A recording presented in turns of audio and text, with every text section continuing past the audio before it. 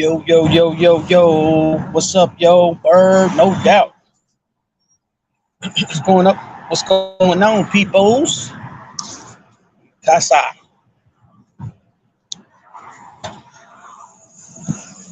Got Richard Dowlings hit coming in hot from Ireland.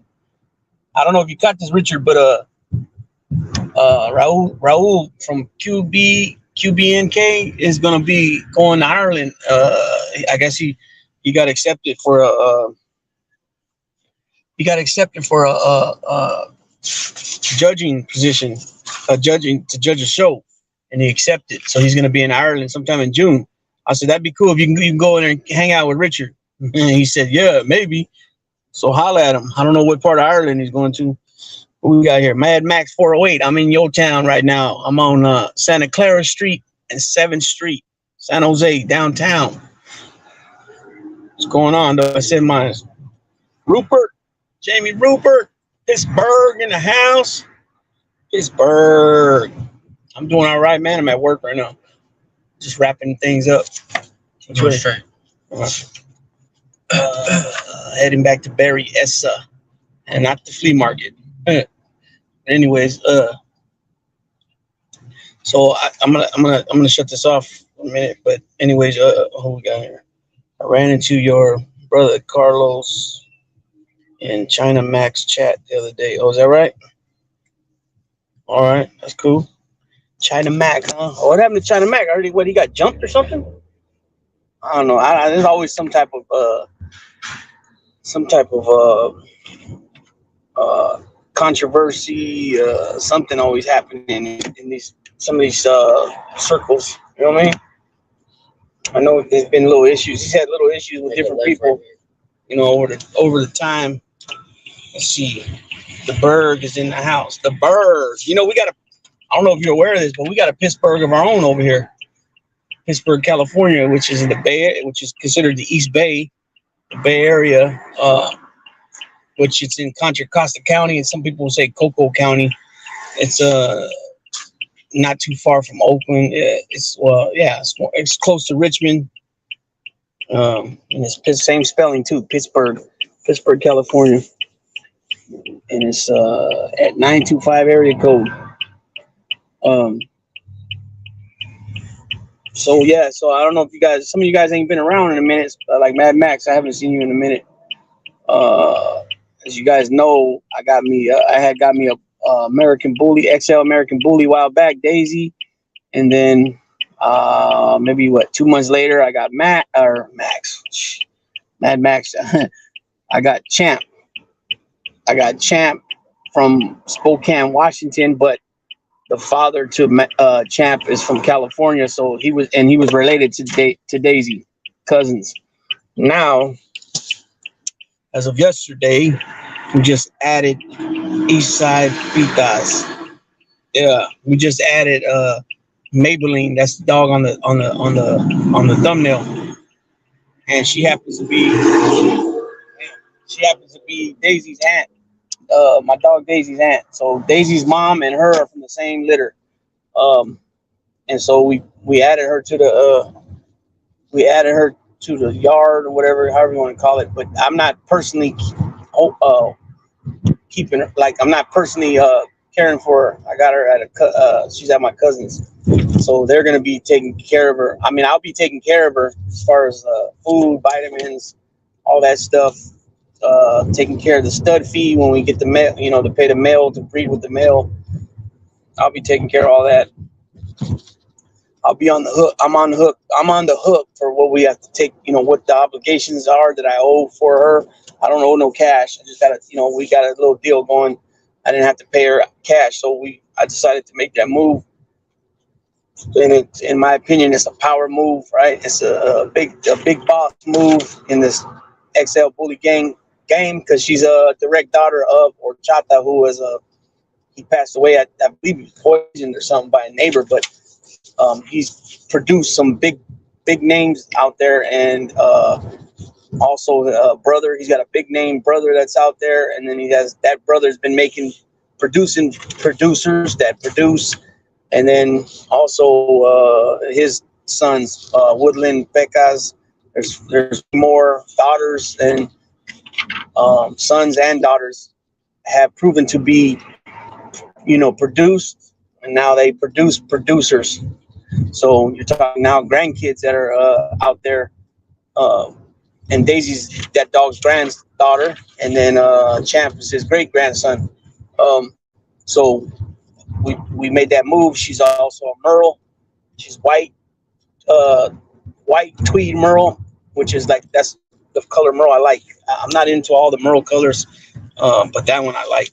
That color I definitely like. So I got, what I was looking for. See, that's what's up, Lou. I hope it works out for you. Yeah, I hope so too. Daisy is a good looking dog. Yeah, thanks.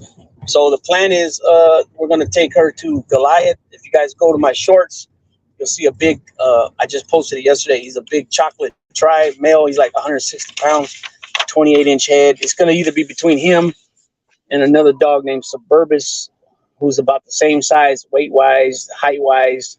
Oh, he might be a little bit taller, maybe an inch or two taller than Goliath. Then his head is about 30 inches. But the thing that's special, the more thing that, well, I mean, because I'm not sure what Suburbus carries as far as his traits, as far as colors, but Goliath is a chocolate tri, which is his phenotype. So if you guys don't know, phenotype is what you can see, the appearance of the coat. The genotype is the gene that they carry when it comes to color. So make it right at the light. You got a Merle, right? So with the combination of May being a Merle and then Goliath being a tri, you'll be throwing tris and Merle puppies, which are pretty much the colors that are in demand right now. He's chocolate tri, but then you also have black tri, and then you also have blue tri. I don't think he'll produce blue tris, but I can see him producing black tris, and then obviously chocolate, that like he is. And then you'll have some different color Merles, most likely light ones though, because I also posted on shorts 2 days ago from Saturday a couple of May's puppies that she had her last litter, and they're Merles, also different colored Merles though. One was like a reddish, and the other one was like I believe you would call it a chocolate Merle. And so, anyways, those colors are in demand. The other dog is like a lilac. Goliath is a cool ass name for a dog. Yeah. Then you got like the other one, Suburbus. He's like I think he's a champagne color. He could be a lilac too, though. I'm not sure about that, but he's not. He don't have the tri coat, but he could carry it. You know what I'm saying? So, I haven't been able to get a hold of the owner yet. He said, I did get a hold of him. He said he was gonna give me a call, and he hasn't given me a call yet. So I don't know if it's gonna work out. In the meantime, we have a few months still till she's gonna be back in heat. She came in the heat about 2 months ago. So she could be coming. It'll be to the next heat. It'll be anywhere from 4 months to 6 months. The next time she's back in heat, and then so the plan is to take her to one of them dogs, and then that'll be her third breeding, and then her last breeding. Hopefully by then, this guy Champ is pop. By then, pop meaning, because he's growing tall wise, but he's skinny. He's like a reindeer, right now. So we're hoping that he pops by then. Popping means getting wide, putting his weight on, and taking her to him, her last breeding. And then retiring her, and then probably fixing, having her get fixed and retiring her.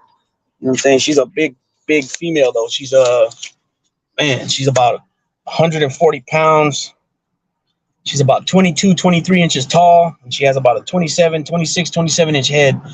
And a huge rear end, like her backside, like her hind legs, huge. I mean, like bone. It's really the real definition of bone, right? But she's very, very, very thick.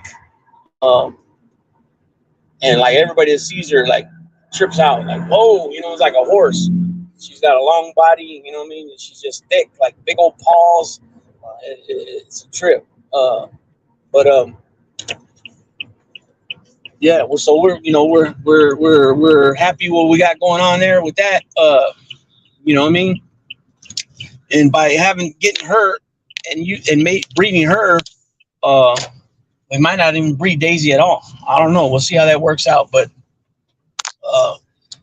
I'm thinking maybe not. I'm thinking maybe we'll get by without breeding Daisy because that's her aunt. And my meaning to all that is that she's actually, one generation closer to the grandfather.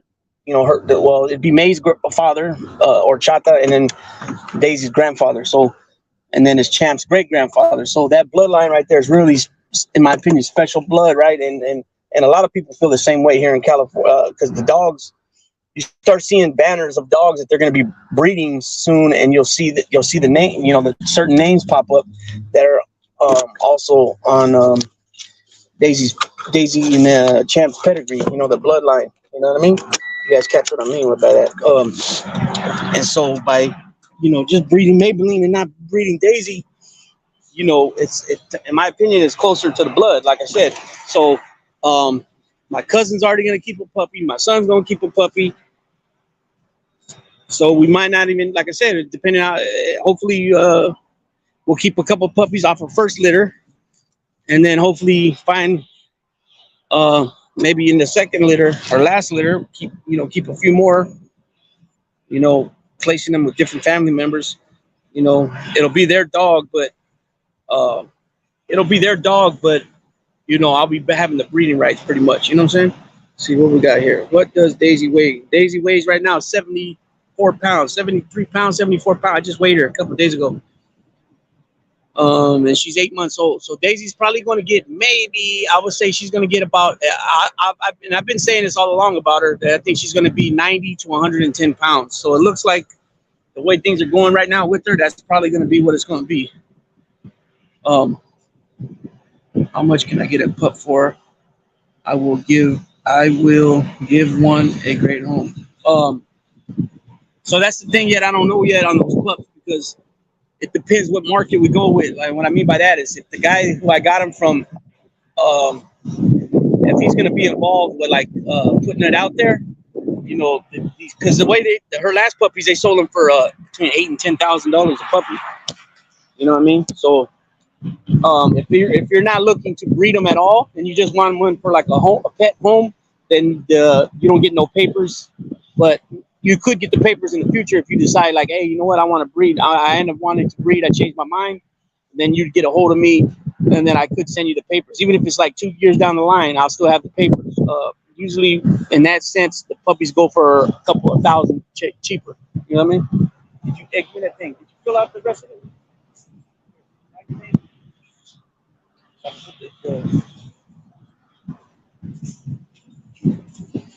So that's what that. Yeah, the dogs are pretty. They're pretty expensive in my opinion. But you never know. I mean, we can see what's up.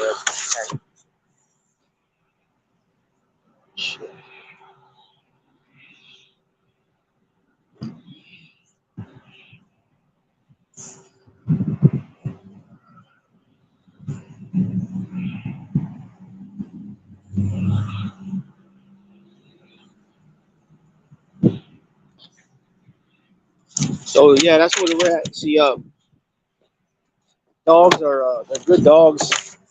They're very good dogs. Very, very well-tempered, well-mannered dogs. I mean, we were at the show the other day, Saturday. We went to the dog show. May wasn't there, but May wasn't there, but we had Daisy, we had Champ. Two of May's puppies were there, and then another cousin.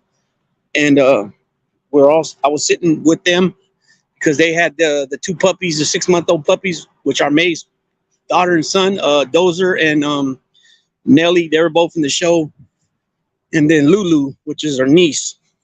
So Lulu is a first cousin to Daisy, first half cousin, because Daisy's mother and Lulu's dad are half brother and sister, same father. Lulu won first place in the XL Bully contest, and she's a female.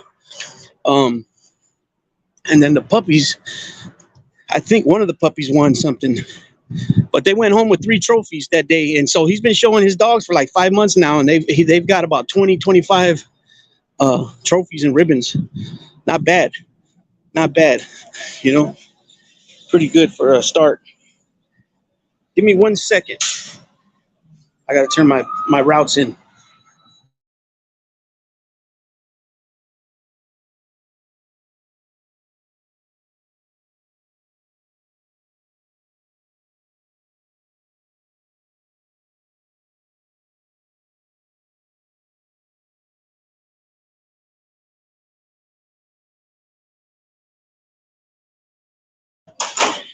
All right. I'm back. So I turn my routes in. Turn my routes in at work. We get 2 routes a day. So as soon as we're done with those 2 routes, we can go and we get our full pay. So you can't beat that. You can't beat that. And you know, you get your full pay, 8 hours pay. Only work 5.5 hours, and they give me $50 a day for gas. I get $250 a week for gas. As miscellaneous pay. You know what I mean? You can't beat that. You know, so I get my, and I don't use all that gas. You know, I use like maybe half of it. You know, I put in half. So I fill my tank up like a couple of times a week. It's like $40. So I fill it up twice, and then the third time I'll fill it up, but then I only use like maybe a third of the tank. You know, so Minnie the Moocher. Long time no see, Minnie. Well, I think I seen you on the NoFlyZone a few weeks ago. So yeah, that's where we're at with that. So we're real happy on where we're at. We're real happy what's going on with the dogs. You know, I'll keep everybody updated. You know, on the channel as far as what's going on with the you know, with the puppies situation and stuff like that. Come on, give me 1 second. I'm gonna take these guys out to the bathroom. Come on.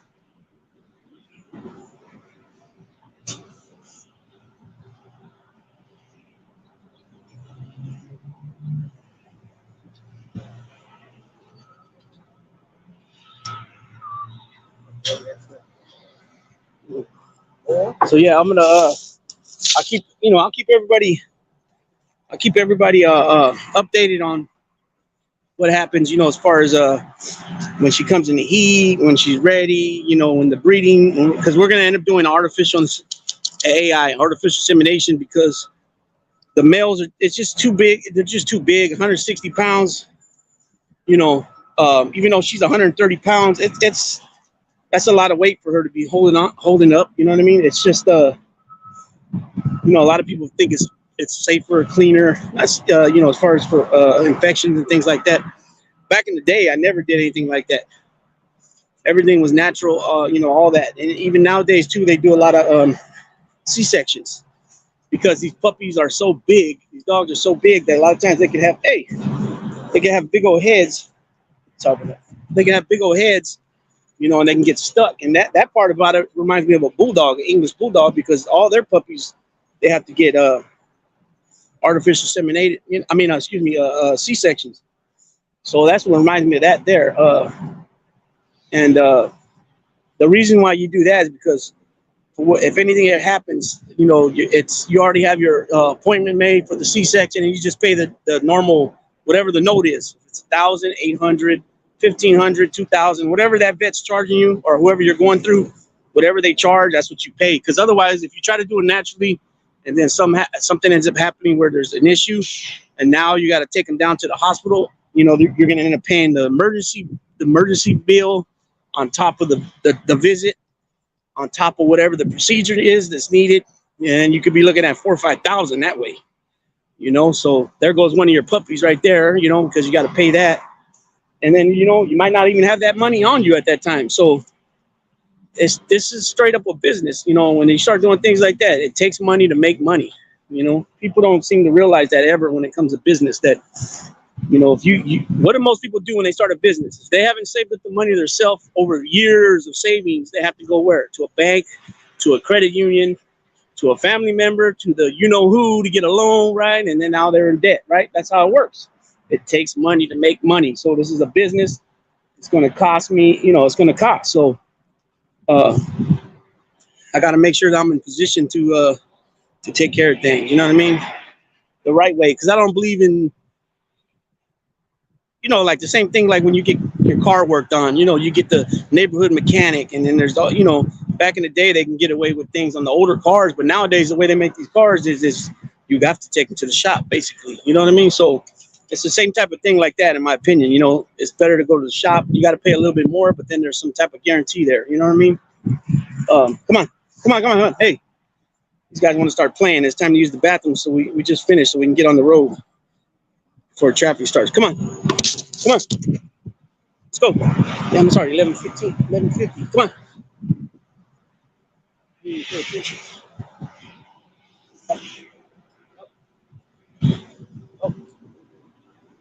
Up.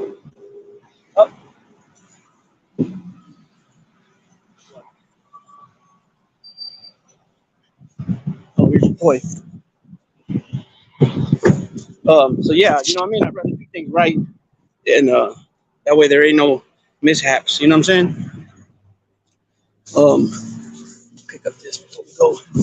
Yeah, I don't want no mishaps, no accidents.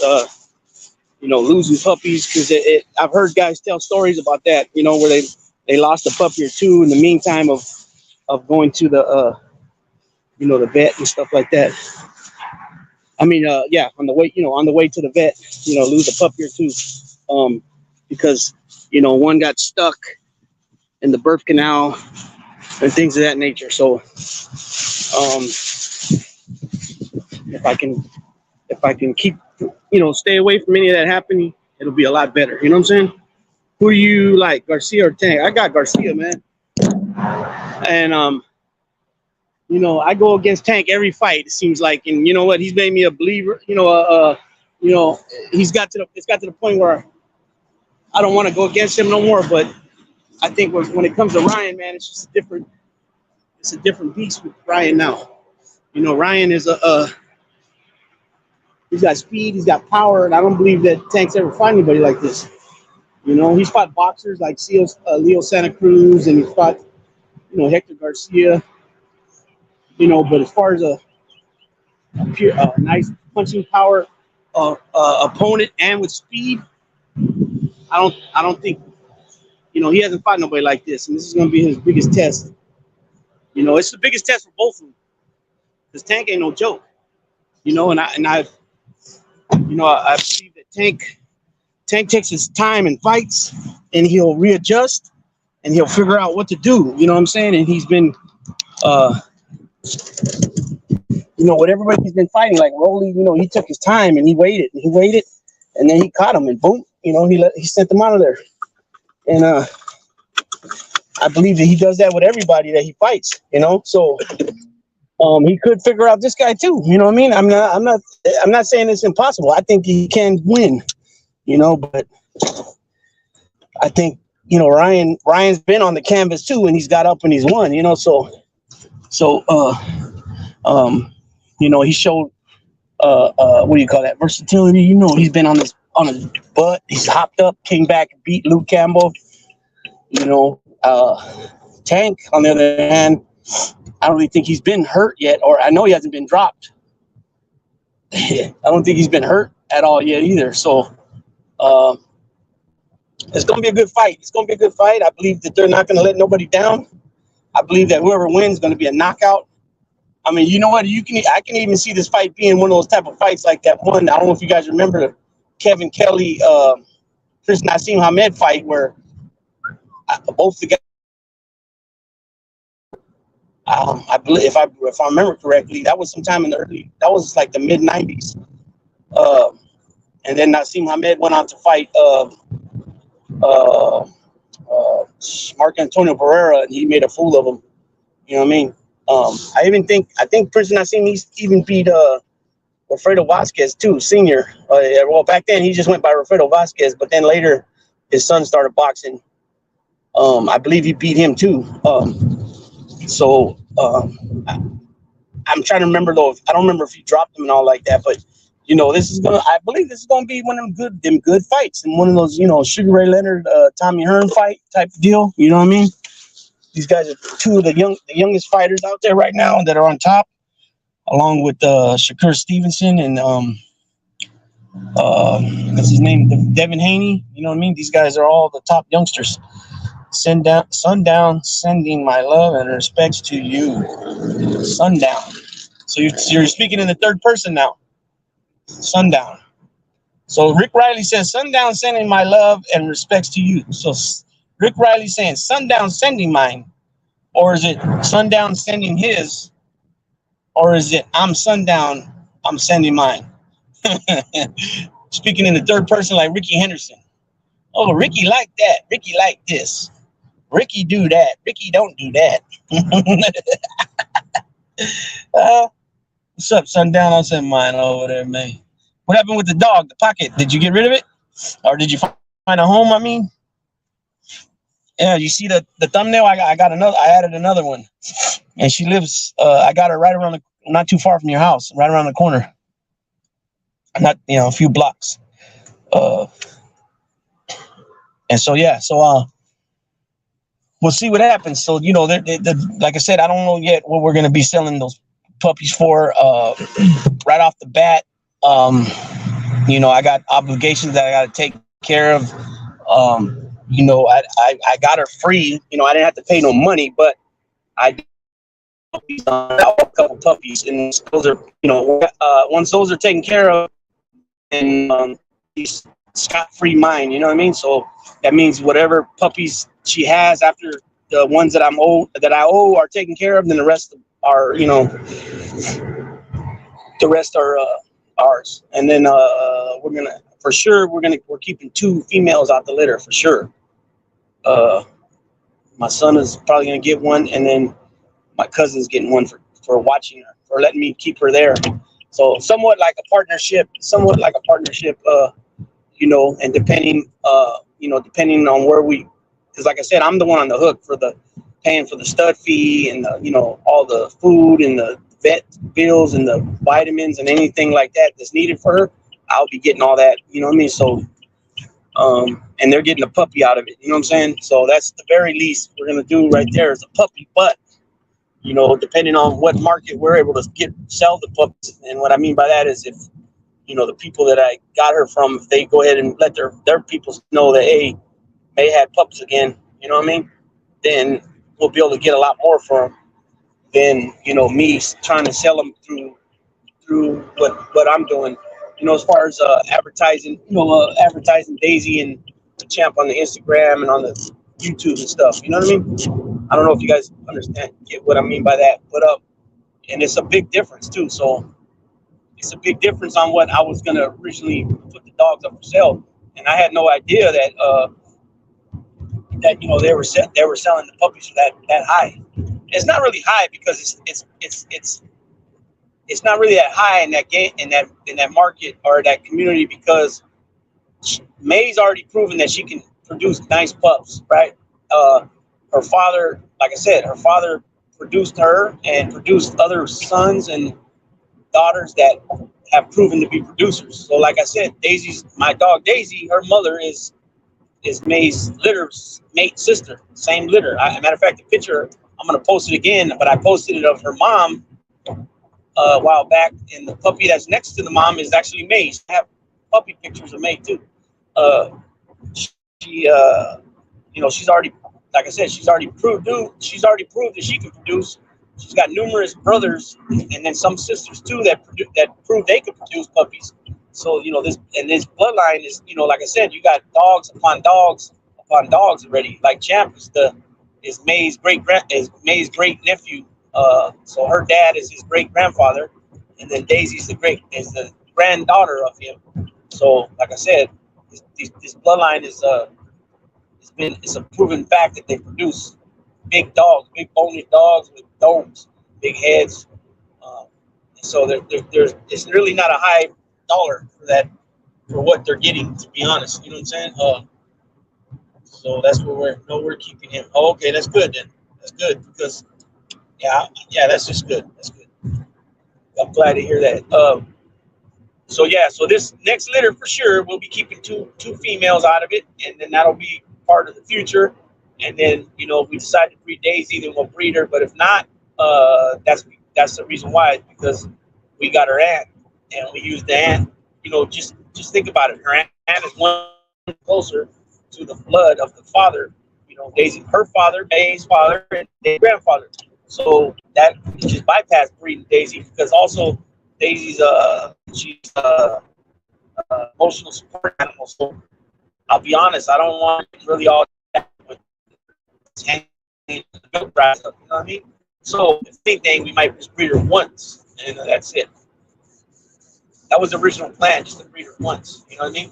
So what I'm getting to with that is that we'll keep at least 2 puppies off this litter, and then her next litter, I'm talking about May, which will be our last one. Then we'll retire her. Hopefully, like I said, Champ will be popped by then. And anybody that's just tuning in now, didn't hear me earlier, or doesn't know what that term pop means getting wide. When they widen out, get their size, because they're going to grow tall. And a lot of the American bullies and some of the bigger, bulkier breeds are, they'll be in that lanky stage for a while, and then sometimes it could be at a year old, it could be, 14 months old, it could be 18 months, it could be 2 years, it could be even 2.5 years, and they finally widen out, get their, they get all their, they widen out and they get buff, pop. You know what I'm saying? So if Champ is popped by then we're gonna run him to her, and we'll see how those puppies come out. You know what I mean? Because I'll be honest too, though, I don't know if he's gonna be like, because he's got bone, right? Champ, he's skinny right now, but his his paws are big and his legs are big. Which people call bone, right? They call that bone. So I don't know if he's gonna be as big as her. As far as heavy wise, he should be, but I'm just saying, is it gonna be compatible? Is it gonna be a good match? Because there's more to it than just getting a female and a male and breeding them. You got to be, there's more to it as far as like, is there a certain look you're looking for? Is there things you need to correct with the female that you're breeding? As far as like maybe a shorter muzzle, gay tails, high rear ends, easty westy feet. There's all kinds of different things. So that's what I mean by that. Like I'm into the shorter muzzles, not so much short like a micro, not like how those ones look, which is shorter. Just like more of a clean, clean shorter muzzle with the jaw line. You can see more of the jaw, jaws. I don't really like massive. The skin's a lot. But you can start little by little. You find dogs to first. You know what I mean? So yeah, so hopefully, and we'll take her, like I said, take him to her final breeding, and then retire her. And then then we got the option to keep some puppies there too. You know what I'm saying? The majority of them will be for sale. And then we'll still get some Merles. We'll probably still get some tricolors because Champ's dad's chocolate tri too. So we'll still get some tries. You know what I mean? So we'll see what happens. See what happens with that. Because originally the plan was to breed Champ with Daisy, but it might look, and it's still too early to tell. They're still young, but it looks like Daisy's going to be more shorter. Because right now she's 19 inches and he's 18 inches already. Actually, he might already be 19 because they're really close to being the same height on the back. So the last I measured them was about a week or so ago, and she was 19 inches. So that makes her now an XL because 19 to 22 inches is a female and 20 to 23 is a male. So she was 19 inches. 73, 74 pounds. He was 43, 44 pounds. So he's still 30 pounds less than her, but he's just as tall as her. So what I'm getting to is that Daisy's 8 months old. He's 3 months, 3 weeks old. On the 20th, he'll be 4 months. So we might as well say 4 months now because today's already the what, 17th, 18th? 17th. So we might as well already say 4 months. But he, I think Daisy, she's 19 inches, like I said. I think she's gonna be like 20. I think she's only gonna grow like maybe 2 more inches. I think she's gonna be like 21 inches tall, and I know that and I'm pretty sure he's gonna be like 25 inches tall. So that 4 inches might be too much of a difference. We'll see how his face ends up developing, his head and his muzzle. Because right now he's got more of that reindeer look, what people call it, where his face is a little bit longer, but the head is usually the last thing that develops on him. So hopefully he'll grow into his nose, his muzzle, and all that, and it won't be looking so long. And then because also his head will be widened. So we'll see what happens with that. Because I don't want to take Daisy. If we do end up breeding her, I don't want to take her to a dog with a long muzzle. I want to be more short like hers is. But as far as so far the way he's looking at this age right now, but I still feel it's too young to really know that too, is that he's got more tighter skin around his mouth, his jaws and all that. But it's like I said, his head ain't even nowhere near popped yet. So we'll see how that works out. But if it ends up being like that 21 inches for her and 25, 26 inches for him, or even 24 and a half, it might be, in my opinion, too much of a difference there. Like I said, it's a science to this. You want to take, if you're female, or if your male's more compact and shorter, or if that's what you're trying to do, then there's certain females that you'll want to take just the way it is. If that's what you're trying to do. Now, if you're just trying to get big dogs, then bigger dogs, then you would just take him, no matter what height he is and she is, and just take them together. You know what I mean? It just depends what you're trying to do. So,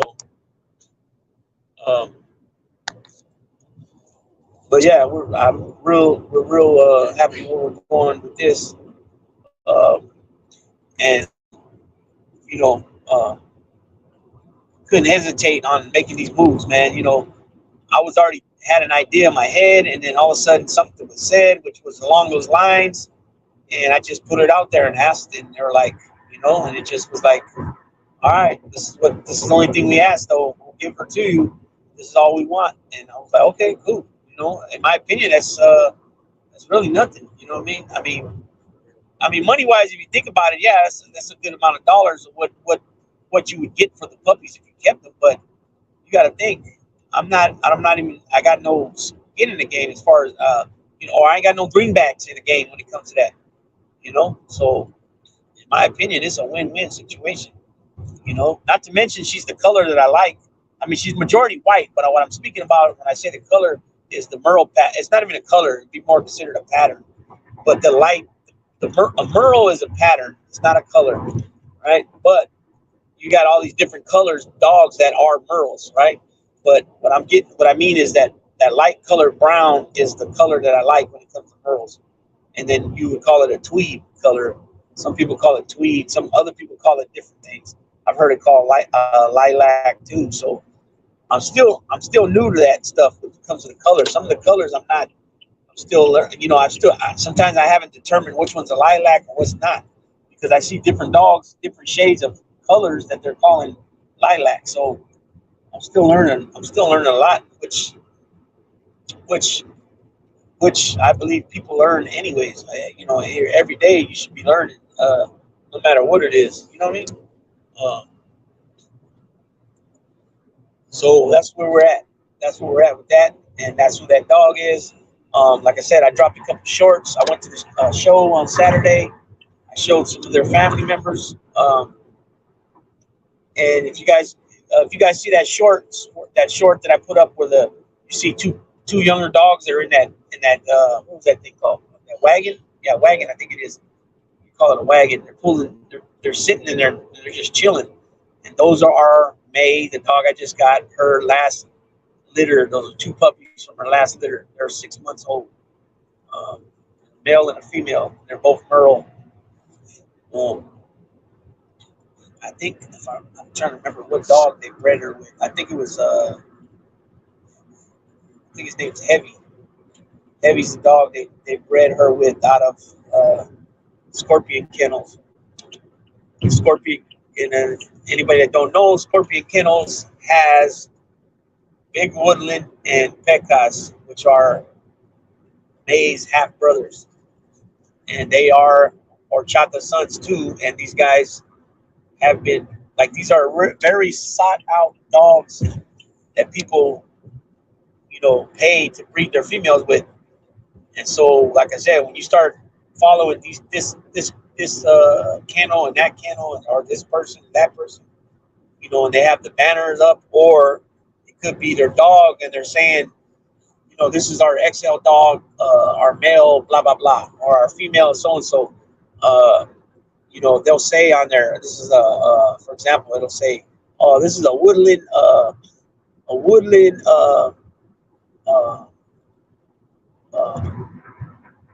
like a woodland. This is a woodland Athena dog, for the breeding. Or this is a Pecas and Havana Honey. I'm trying to remember some of the names of the females. You know what I mean? So you see that all the time, and then on the pedigree, on the banner, you'll see all the relatives, pictures of the relatives. The generations of grandparents, great grandparents. They'll be behind them on each side of the dogs, and then there you go. You see Horchata's picture. You see Joker's picture, you see Markov's picture, you see Bossy Blue's picture. These are all forefathers of Daisy and Champ as well. So, their names are on the pedigrees, on the paperwork. So, like I said, this bloodline is very, very rich here, especially in California. And a lot of people don't know, but these dogs, some of these dogs, the guy that gave me May. So there was two people involved. One that was actually caring for her, and then one who actually owns her.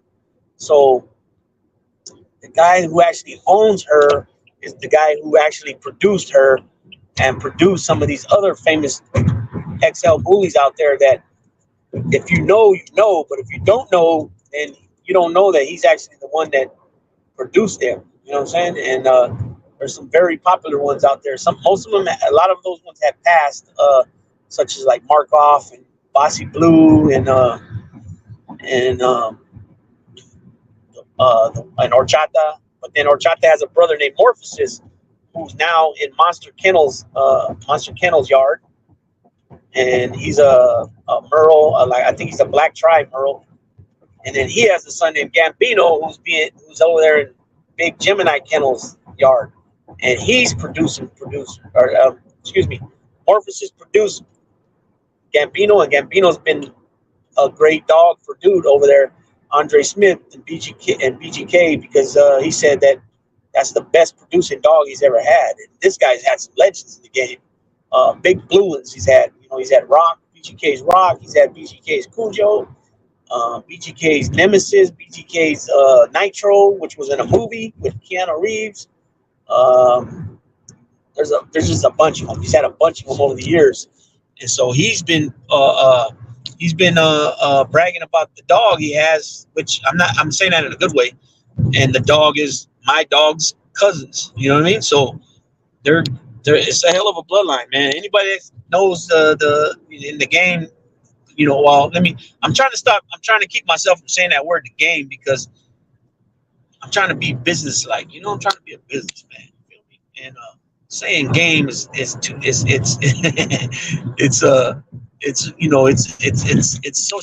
associating business with streets. You know what I'm saying? So people are saying, the community. You know what I'm saying? So I'm trying to stop saying this word.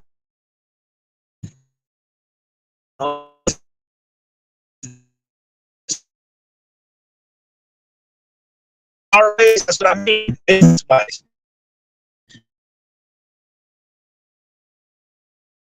It's clear. I don't know if you know. So that dog that you've seen on the thumbnail,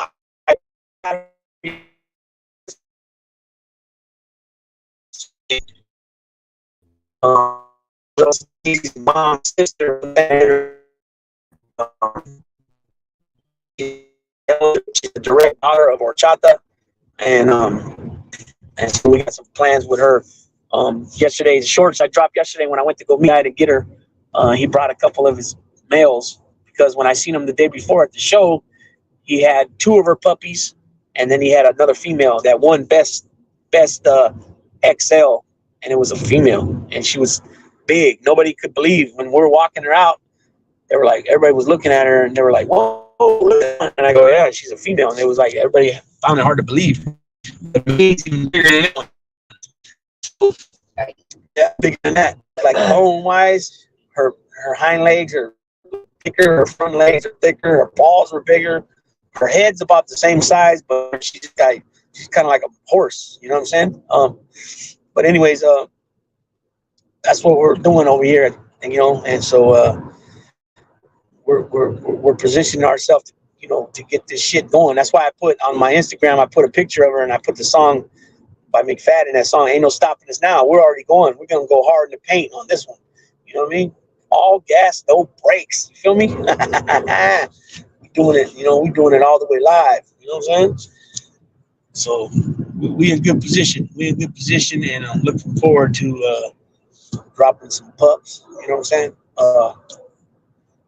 When I was younger, in my 20s, I had a dog, a male that time. Well, I had multiple dogs, but my male, Rojo, he was red.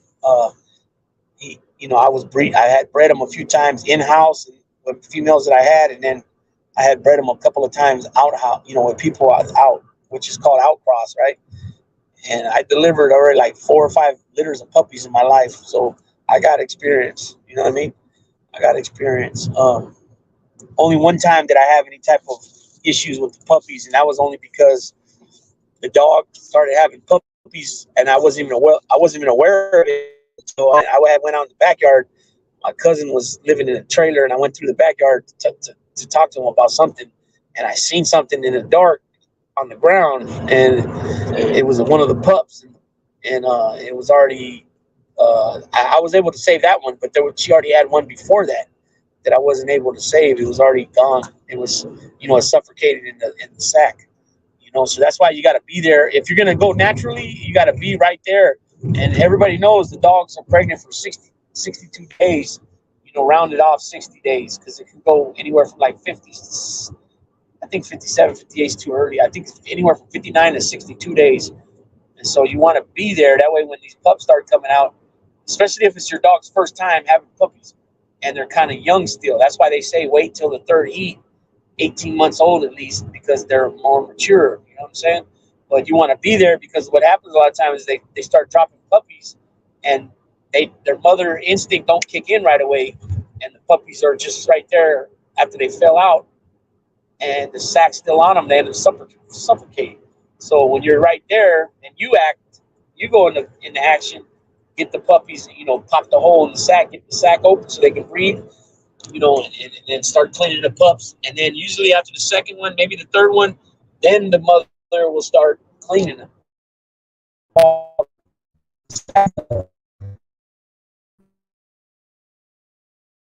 She's been a mom twice already, so she did really well, I was told.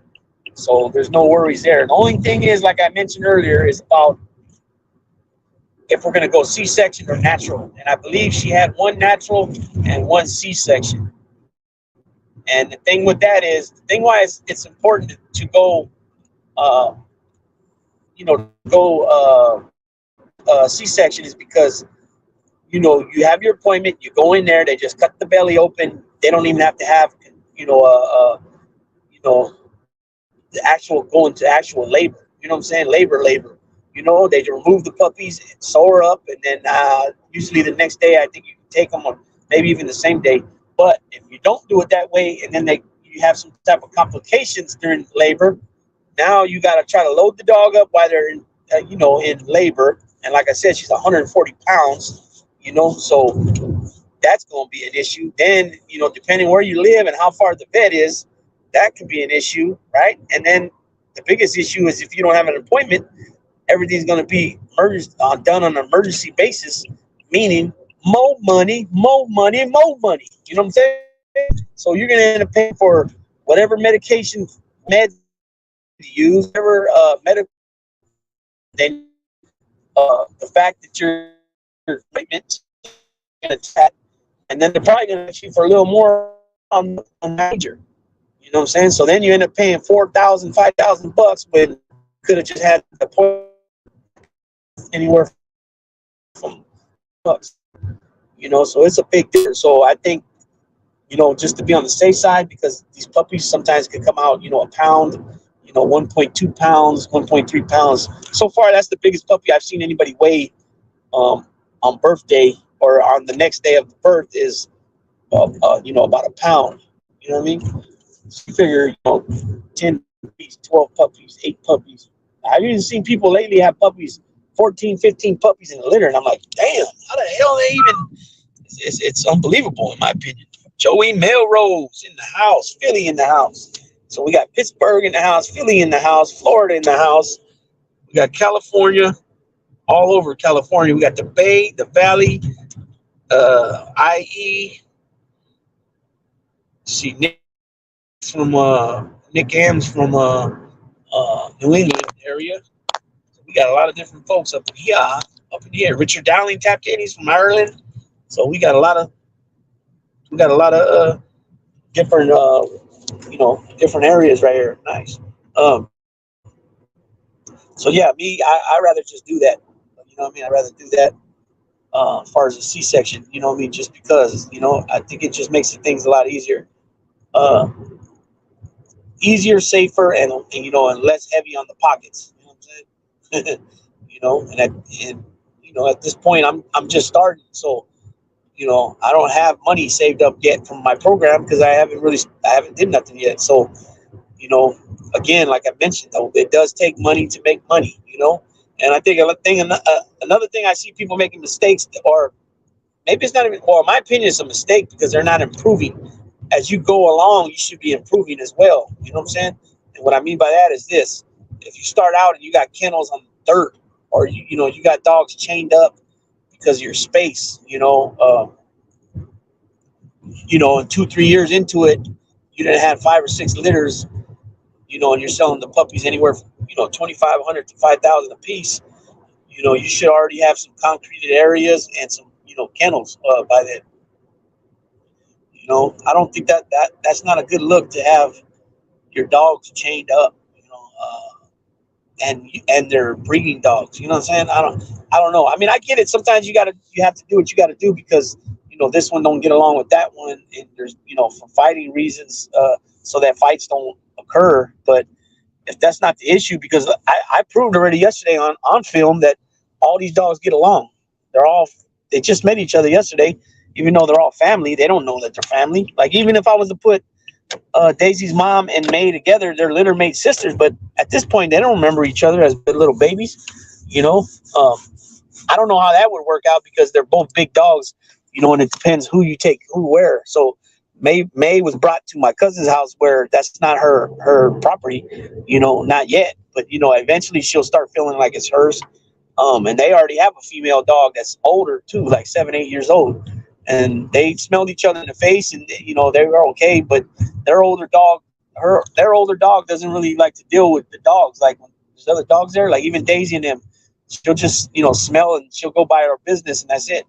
You know, on the other hand, Daisy and Champ, they want to play and smell each other and do all that.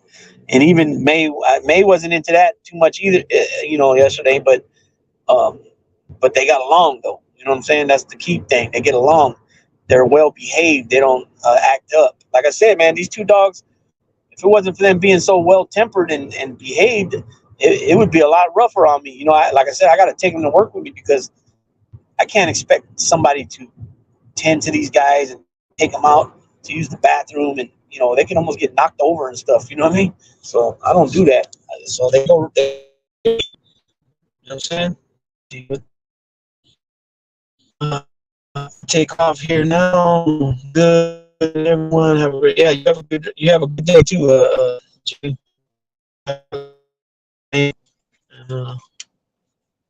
Tuesday comes tomorrow. Yes, that's May. To the right of her is Storm. Okay, yeah, Storm's the other one. Okay, yeah, so that just confirmed it right there. The message I just got. So that picture that I posted of Daisy's mom, actually that's on Instagram. I'll post it on YouTube. Daisy's mom all the way to the left.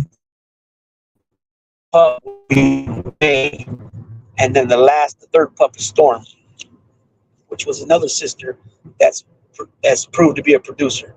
You know what I'm saying? So, like I said, that male dog Horchata has produced not only sons but daughters that have proven to be producers and produce nice pups. You know what I mean? So it's the bloodline, and anybody that knows anything, you might even hear some people say, you know what, the dog's been used. This bloodline's out there too much, and the only reason they're saying things like that is because they don't want to be like everybody else. They want to be like, their opinion is to, well, everybody has, a lot of people have Woodland and Pekka's bloodline, which is, when I say Woodland Pekka's, May, that means Horchata's blood, because that's their dad. That bloodline's out there a lot, and it is. And that the reason why it is because they're nice dogs and people want to take their females to them, to Pekka's and Woodland.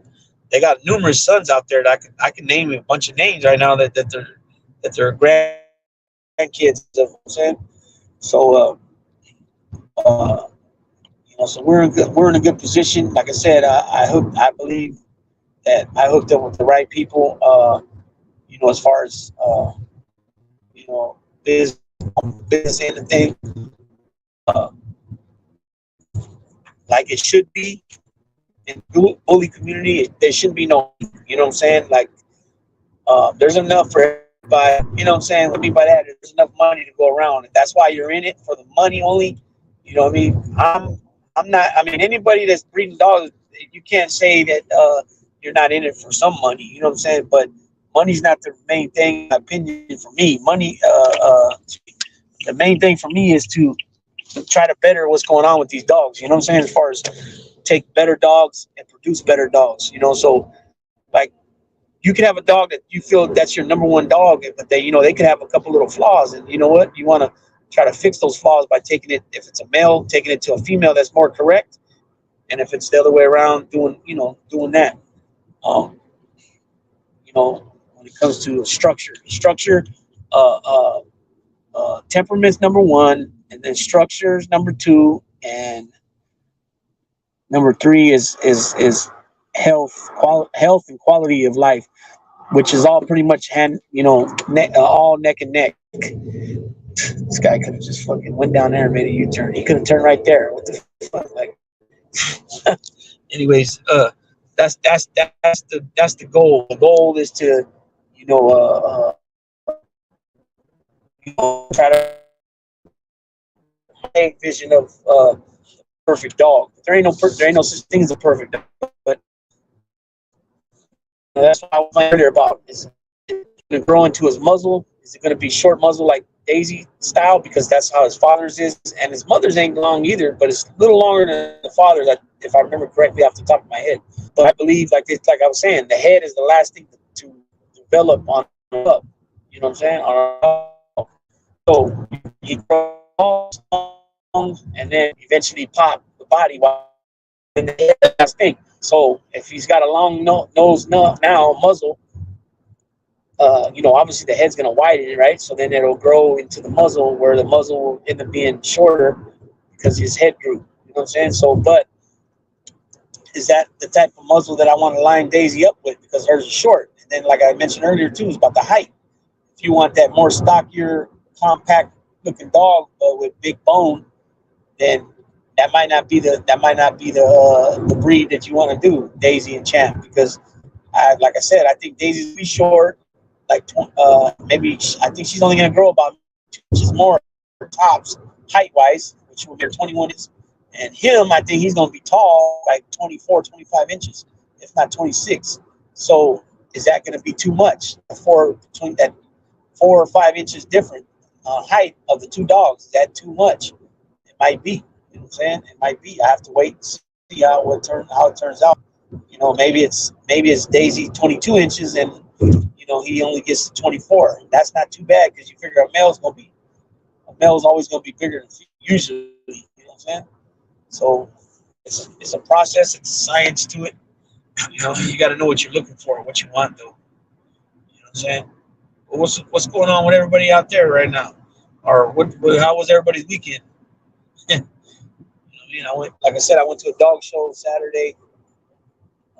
Yesterday I had to drive about an hour to go pick her up, uh, which worked.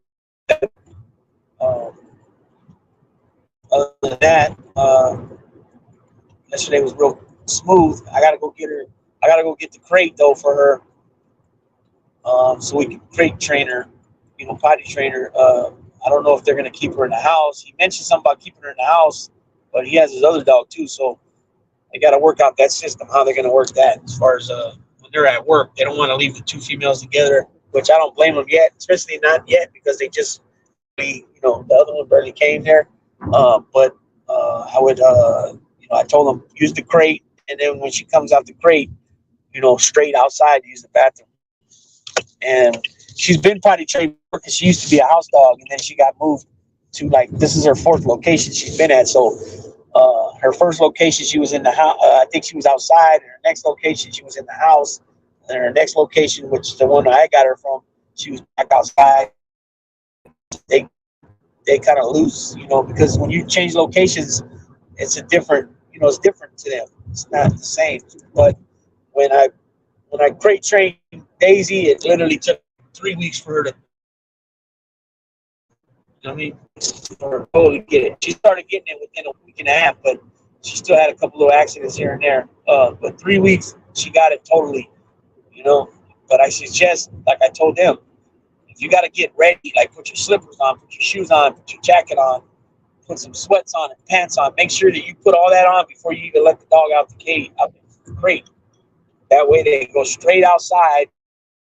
Come out, they go straight outside. Because otherwise, what could happen is, all your stuff on, you let them out, you're putting all your stuff on, they're going to end up going, especially if they've been holding it for a while.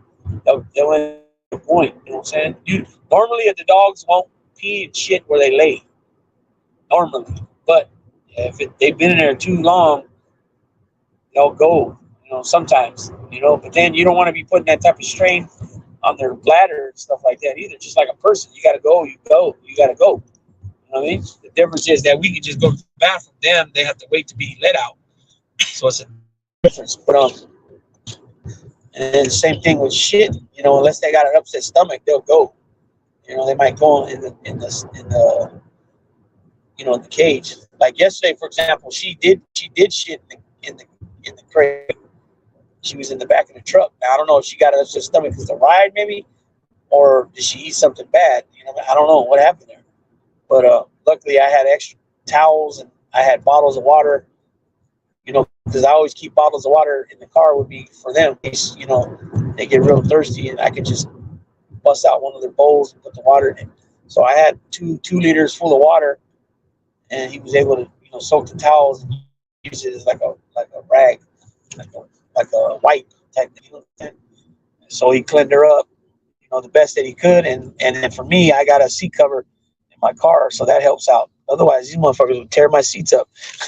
You know what I mean? They already messed up one of my, not they, Champ. He bit my door handle back there, and he put a hole in it. So he hasn't messed with that anymore because, when you tell your dog no, you got to give him an option. I made sure that he had chew toys back there.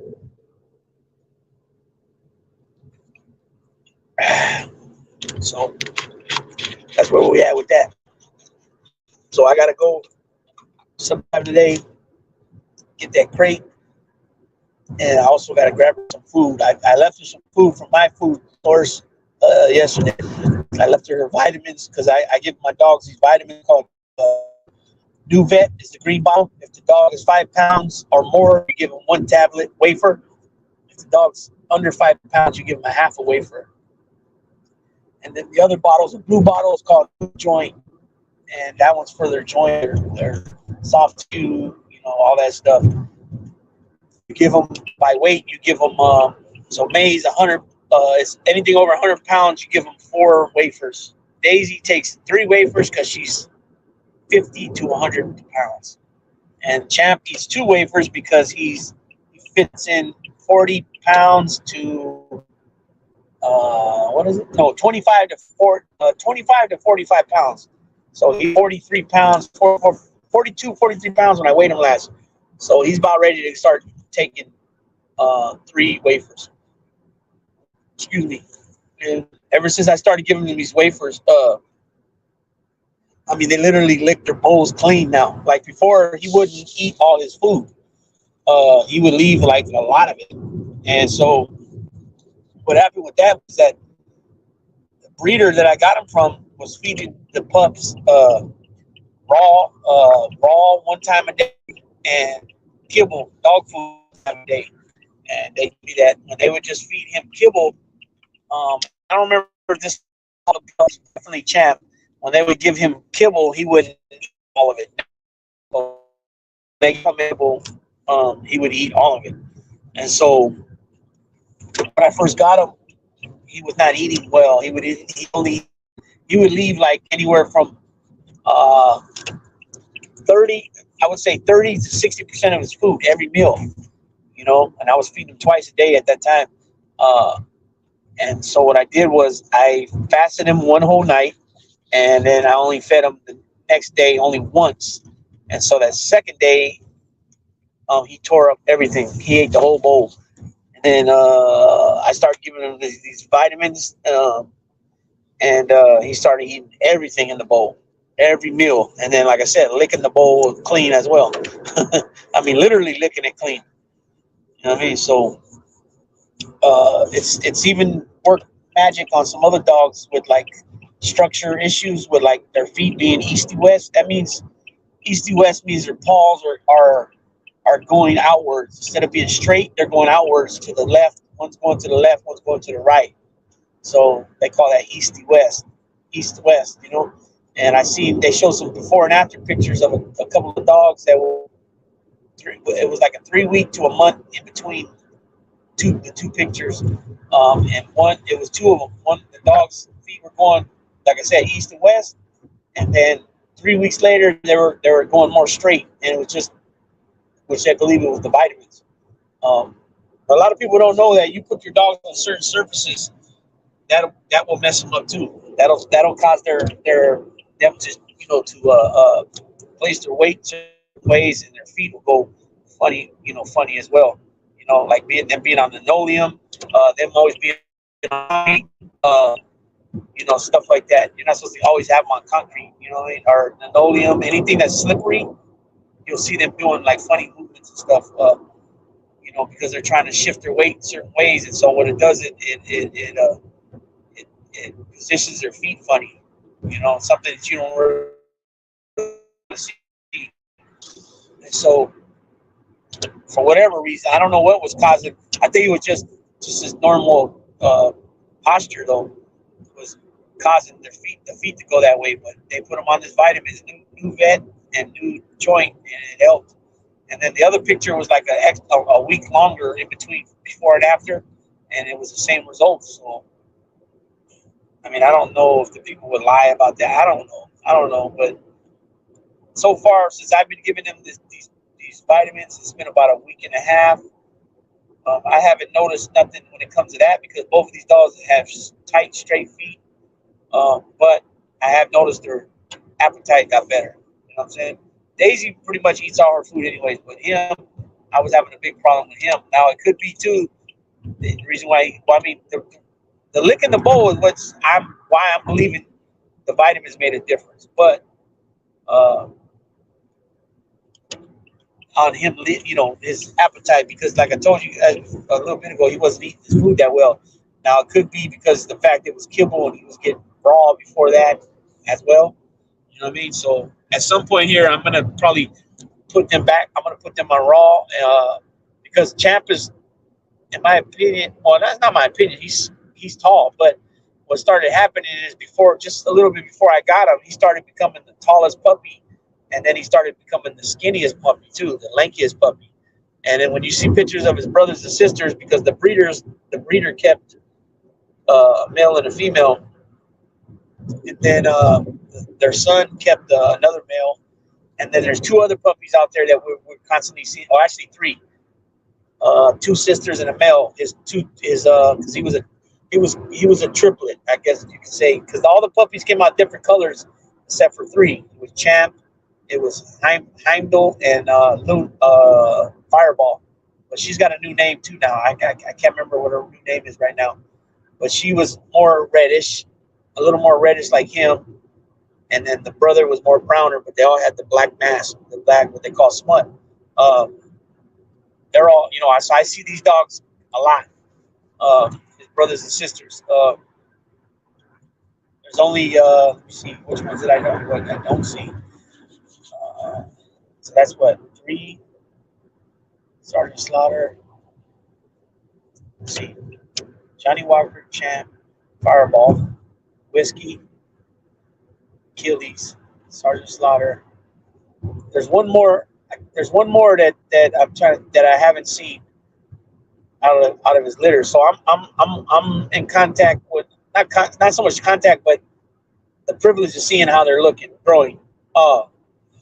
And so out of all the puppies, the face wise, they look all good, right? I mean, they look the same, but he's taller, thinner.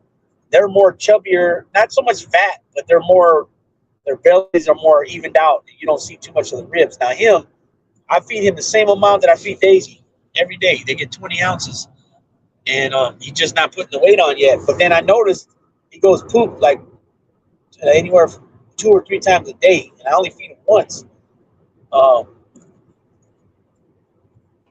You know what I mean? So I don't know if his metabolism is speeding, is faster, and he's not, because of that, he's not getting the protein and the nutrients and all that whatever he is going to get from the dog food. You know what I mean? So, but at some point, hopefully, not hopefully, at some point it's going to happen. It's just that's the way it works sometimes with these dogs. Bulk your dogs go through that ugly phase sometimes, and that's what's going on. That lanky phase, you'll hear big name kennels like BGK, even Raul over there at QB&K, even Fit Bully TV, T Fit over there, Trevor, but his dog Tron, he's tall and skinny. Real skinny. You know what I'm saying? Tall, and that's just the way. And he's already well over a year and a half, I think, if I remember correctly. I mean, well over a year. I know that for sure. So it's just one of those things, and eventually he'll pop. That's what they call popping. He'll widen out. And then when that happens, if you haven't seen him in a while, people are gonna be like, "Whoa," you know what I mean? So I mean, I look at him every day. That's why I'd be like, it's easy to critique your dog when you see him every day, or easy for you to say, "Oh, he's not growing," because you see him every day. But anybody that doesn't see him every day on a regular, say they see him every 2-3 months, he's gonna grow a lot. I mean, they're gonna be always telling you, "Whoa, he's gotten big," or whatever. Let's see what we got here. Make it. Let's see. So I'm gonna go ahead and tap out for now. I appreciate everybody for stopping in. Jamie, Joey, Carlos, Max, Rick Riley, Richard Dowling from Ireland. What do you say? Big little hit the like button. Respectfully, everyone on your way in. Oh shit! And share this video on your social media. Yeah, thanks, Richard. I appreciate that. So yeah, we got Richard, Jamie, Mad Max, Carlos, stand-up guy. Oh, I didn't even see him. Oh yeah, I did, because he asked about the dog. Stand-up guy, Minnie the Moocher, Nick M, Joey Melrose. Yes, I appreciate all you guys for stopping in. I appreciate each and every one of you guys that's going to watch this video later on once it's uploaded. And I think I got a video that's going to be dropping a little later too on something. Also, another video will be coming on the fight this weekend that I was asked about. Garcia Davis, the nitty gritty. We'll get down to the nitty gritty of things. And also, let's see what else I had coming up. I did another video last night. Late last night, I couldn't sleep. It was about midnight, maybe 12:30. Might have been, or maybe 11:30, something like that. But it was about John Gotti again. That stupid ass narrative popped up again yesterday about, and the guy who did it on his channel wasn't Uh, he didn't he didn't say that. He didn't say that. Oh yeah, he brought him down single handedly. Only thing he did say that was some of his tactics he shouldn't have done in public, and that's all about the extent of that. But this false narrative is out there that he single handedly brought down CN and he was scared of Roy DeMeo. Those two stupid ass narratives are always repeated. So I had to touch on it again yesterday, and I explained, about what was going on during that time frame, especially in the early '90s with two other New York Borgatas and also Philadelphia. And don't forget about the RICO, and don't forget about the commission case where all the top guys on wiretaps. You know what I mean? People seem to forget that all the time. It's not that they forget about it. I just think they don't even know about it. They just take mainstream media, for whatever they show and then run with it, or something they hear and say because they heard something that, can you believe this? This guy did that. Can you believe it? It's supposed to be a secret society, and then they run with it, and then they fall in line with the false narrative. You know what I mean? That happens a lot, and it happens a lot. That type of shit happens over here a lot. Funny money, what's going on, man? Tim, Rich, Sundown, saludos, Papa. Saludos, Papa. Vaya. Yeah, so, it's one of them things, man. If you don't know, you don't know. But if you know, you know. You feel me? Game recognized game in the Valley Bay, man. Feel me? You feel me? Yes, sir. Yes, sir. So that's what's up with that video. At some point I'll probably do another video on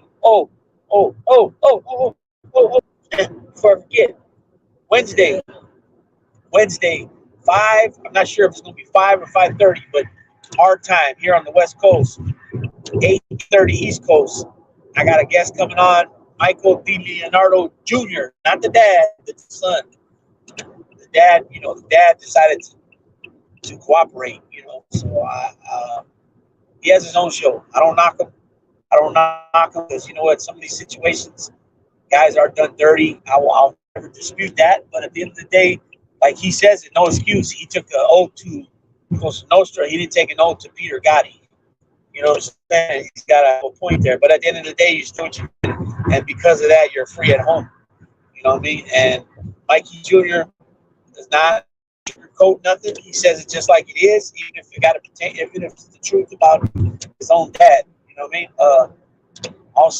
So he's gonna come on, and originally he's been on once with me. We had a boxing video, a boxing live stream, but this one he's gonna speak about his Frank Chico, his actual cousin. He had two family members that were Fabianos that married two Chico sisters. So he's doubled up with the Fabiano, the Chico, bloodline. And so he's going to speak about what he feels is bogus, or what Sammy the Devil has said about his own cousin, and also what he might believe to be truths, what he believes to be false, and what he's heard of his cousin over the years from other family members, such as Joe Butter, which was his uncle. That's the one that was they interviewed during the Gotti trial, and he was like, I've known him since a kid. He's a good guy. More people should be like him. And he was bad-mouthing Sammy the Devil. And so he's had a little conversation with family members over the years. And so I don't even know totally what he's going to. I really don't know much about what he's going to say other than what I said now. So he's going to pretty much say what he believes to be truths, false, that have been said thus far about Frankie. And if you guys don't know, his anniversary of his death was just last week, April 13th, 1986. So 37 years ago, he was killed in a car bomb at the Friends, what was it called? Veterans and Friends Social Club in Brooklyn, which, if I'm correct, used to be Paul Castellano's social club, and then later Jimmy Brown Fiala took it over. If I'm not mistaken, I believe that's how it went down. But anybody here knows if I'm incorrect about that, and let me know. You see, you smell me? My bully got killed a month ago. Shaking my head. Had him for 6 years. What do you mean he got killed? Can my Sacramento Kings get a shot? Nah, hell no. They ain't gonna get no shout out. The hell? Oh man, I'm a warrior. What do you want? I don't give no king no shout out. Get up out of here with that bullshit, man. Get up out of here with that bullshit, man. You know what I'm talking about? The straight GS on mine, man. Old Town, baby. A's, Warriors, and Raiders, man. I got this shit tacked on me, and I don't have, some people got the misconception that, you're a Warrior fan. Oh, you just started liking him with Steph Curry. Get the fuck out of here. I've been liking the Warriors since the 80s, man. Shit. That's why I got the 80s logo on me. I got the 80s logo of the A's on me. You know what I mean? I've been doing this shit. I've been watching this shit. I can go back to like 1985, 86. The Warriors, you know what I mean?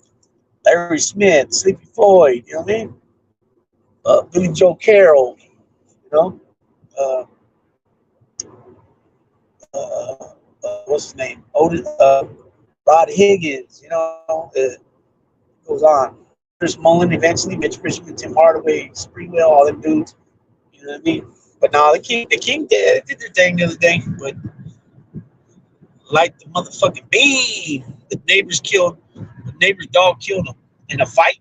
The neighbor's dog killed him in a fight, or what do you mean? Oh man, that's fucked up. Did my boy dirty? Did my boy dirty? But the neighbor's dog is dead too.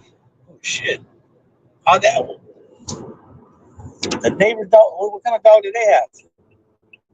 So your dog's dead and their dog's dead. Now I ain't gonna make it. I got 9 minutes to get there.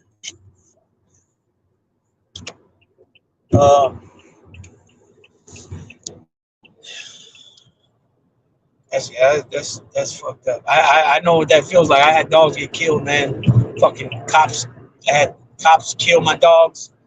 Another time before that, when I was younger, I got a call to come home from school. I knew something was wrong, and I get home. Usually the fucking dogs, when they would hear me, either walking up on the sidewalk or on the bike, because I was like 15 years old. They would meet me at the gate. You know what I'm saying? And this day, nothing. But I had a feeling something was wrong. I killed him back, bro. Okay. But I had a feeling something was wrong. And sure enough, what happened was they broke the fence, got in the neighbor's yard. We kept having problems with that. Our fences were the old original fences from the 70s, that was put up on the houses. And by this time, it was the 90s, you know what I mean? So you're talking over 20 years old, the fences. And what happened is a lot of times the slats would just just fall off the fence, you know what I mean? And so I would always have to re-nail them. So what happened was, and it was partly my fault too, because the night before, what I would usually do was I had a male named Geronimo. He was like German Shepherd and Labrador, or German Shepherd and Pit Bull, I'm not sure. And then there was my dog Fuego, who was straight German Shepherd.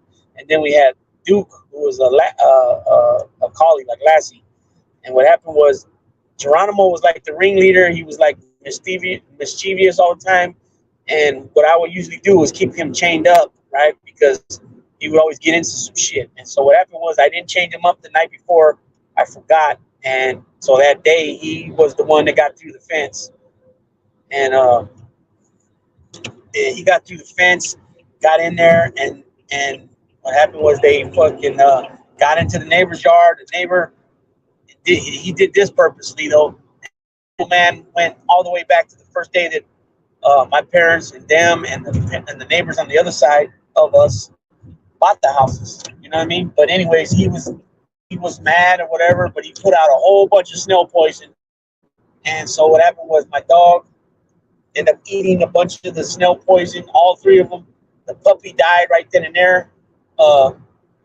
He was the German Shepherd, which he was like, I think he was 10 months old. Right. So this is back in like 95, 96. No. It was like 90, 94, 93, 94. It was 94, yeah, and I was going to be 16 that summer. So I was still 15. And he ate all that poison and killed him right then and there. The other two started having seizures, and they wanted a ton of money for my mom to pump their stomachs. which she didn't have the money. We were already losing our house and all that, so it ended up being a bad time. And so she opted for them to put them down. And so that's what happened with them. So I lost. That's 5 dogs right there I lost. And then I had another chow that was a chow that was before that. And I gave him and Duke the collie baths, and I was combing them out. And what happened was I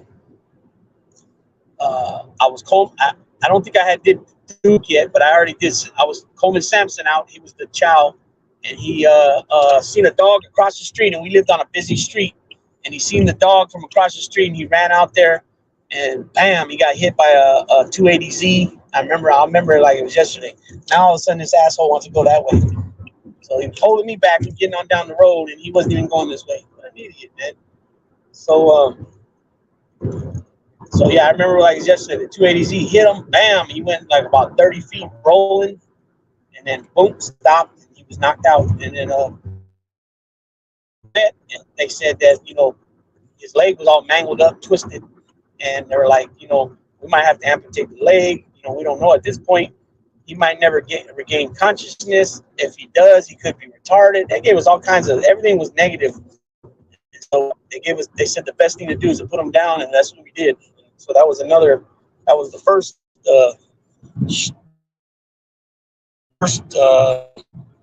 I don't know what to call that. The first shocker, Finn Larson from Denmark tapping in. That was the first tragedy. There you go. Let's see, Carlos. Yo, hey brother, I saw you on China Max chat yesterday. Oh yeah. So I'm gonna go ahead and tap this out because I have to get to this place. They close in 4 minutes. I don't think I'm gonna get there, but I'm sure trying. So, but yeah. So yeah, I appreciate all you guys for tapping in. It's Finn Larson. Thanks for tapping in, man. Sorry, I gotta go, but you just tapped in. I've been on almost an hour and a half, but I appreciate you though. Hopefully you'll go back and watch it. Everybody hit that like button before you guys bounce, and I appreciate each and every one of you guys. If there is any way you guys can help me get my watch hours up, I'm trying to hit that 4,000 mark. I'm about halfway there right now. So I got the subs. I just need the watch hours there. So I appreciate though everybody for tapping in. All right, everybody have a blessed, positive remainder of your day. And Big Lou tapping out.